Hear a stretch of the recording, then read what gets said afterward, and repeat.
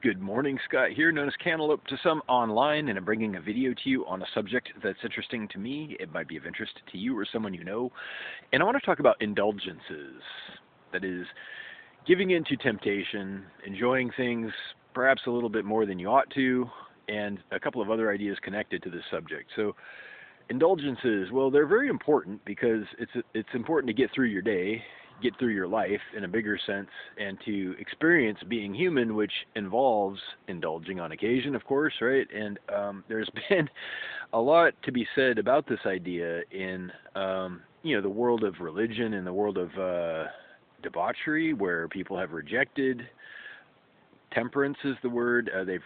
Many people have rejected moderation, and there are a lot of famous cases, and it's not really a new idea. And I don't want to overstate the obvious here, but I do want to weigh in with some perspective of my own that I don't think a lot of people think too hard about. So there's something called impulse control, which you may have heard of. Impulse control and resisting temptation, which is only possible, turns out, when you are able to plan, when you are able to make decisions and stick to them somehow. So, as an aside, as a connected parallel to this idea, when do you suppose you might be impaired in decision making?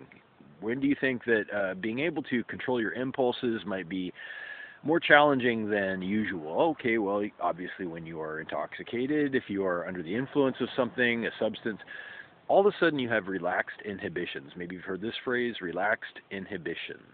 You have impulse control problems at this point. So, turns out, indulging in certain things is not just a gateway, but it eliminates your ability to control your impulses. It opens the floodgates wide open for all sorts of debauchery. And if a person makes this type of substance abuse their lifestyle, then they begin to rationalize their own behavior just so that they can feel good about themselves at all. This is what I mean. So if you drink on a daily basis, you're going to have a time of day, usually a particular span of time each day where you have no impulse control.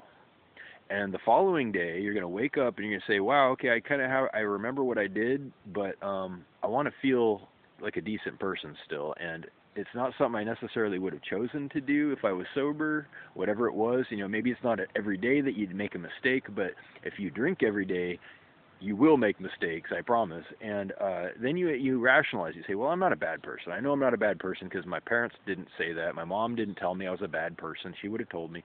My teachers told me I'm a good person, and I believe, honestly, that deep down I'm a good person. Turns out every single person thinks they're a good person, no matter what they do, no matter how they do it. It's kind of funny, actually. And when you drink every day, you're going to make enough mistakes where you start to cling to the idea that you're a good person by rationalizing, like I said, the stuff that you did while you were drunk. You're going to say, well, you know what, it wasn't that big of a deal. And, hey, look, this guy's doing it too, or she's doing it, he's doing it. And it wasn't that big. Or you know what, it happens. Hey, shit happens. And I'm not going to stop drinking. I'm not going to change who I am. So it's just going to become normal. Whatever happened, maybe it was, I had sex with my roommate who I don't have a relationship with. So I'm all of a sudden, for example, I'm going to say that casual sex is proper. Hey, that's easy. That's almost effortless. I mean, it's already kind of debatable. I'm going to say that, maybe we probably should have talked about it first or avoided it or controlled our mutual impulses. But I'm just going to say it's easier to say that, getting down with strangers is fine. Whatever. Hey, I feel better. All of a sudden I feel better about myself. If my action was not so much of a crime, or if it wasn't a crime at all, whatever it was, I feel much, much better all of a sudden about myself. So I'm going to continue my lifestyle of debauchery, and it's going to kind of spiral out of control. For a lot of people, unfortunately, it does. They overindulge. So let me get back onto the subject. The subject is indulgence. How do you decide how much is too much? And what is the difference between doing something for good reasons and doing something just because you can and you have no ability to resist it? There's a big difference. Just because you can doesn't mean you should. Just because you can do something because it's in your ability to do it does not mean it's proper, useful, helpful, or healthy for you or other people. And debauchery, I've rolled this word out a few times recently. Maybe you don't know what that is. It's the behavior, usually a community behavior of indulging in commercial sexual entertainment, usually involving alcohol or drugs, and just abandoning tomorrow. Basically, it's getting rid of all plans for the future as far as being accountable, having some kind of meaningful expectation of permanency with the people you have sex with, getting rid of decency in exchange for the moment, the actual sensations of the moment, which you allow at that point to override all planning and sensibility. Okay, so my point here, I don't want to go on and on. I'm not trying to preach. If you want to feel human, if you want to feel like you need to make life worth living, I can understand that. I can understand that. I also understand that when people are sober, they make different decisions. They make better decisions pretty much every single time. And I also understand that habits form over time.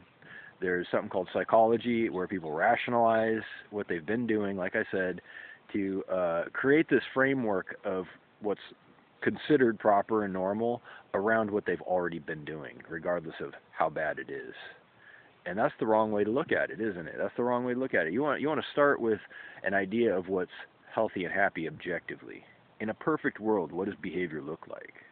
And it's not just doing people in the moment because they're strangers and you had no way to say no to, you had no awareness or control of yourself. Okay, that's pretty much never a good idea. But we have a culture built around this reality now, unfortunately, because alcohol is a reality. Alcohol is in most homes.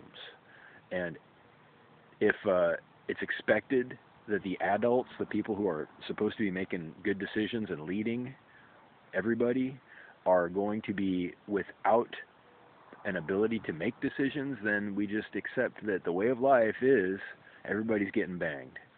Everybody's going to just get down.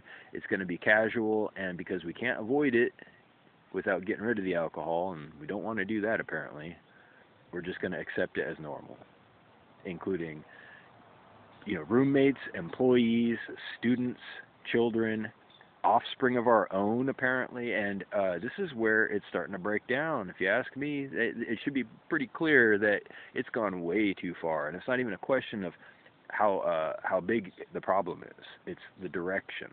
It's not a complaint of magnitude, but direction. You're either going uphill, you're coasting on a flat surface, or you're going downhill. And it's easiest, obviously, to go downhill. If it feels too easy, if it feels like you should have put up some fight, put some work into it to resist it, but you didn't, and it felt good, like going downhill feels good sometimes, I'll tell you what. I'll tell you what's down at the bottom of that hill. Nothing you want to be part of. You don't have to take my word for it. And you've heard all this. You've heard this same speech in every gospel. If it was worth its salt, it's the exact same speech. You can go downhill. That's your right to do that. But if you take other people downhill with you, that's called sin. So, think about it. Think about putting that bottle down by any means necessary. Vote for someone who can slap it out of your hand if they have to. Or go to hell. Literally. Reach out with questions or comments to whitehotrobot@gmail.com. Thank you.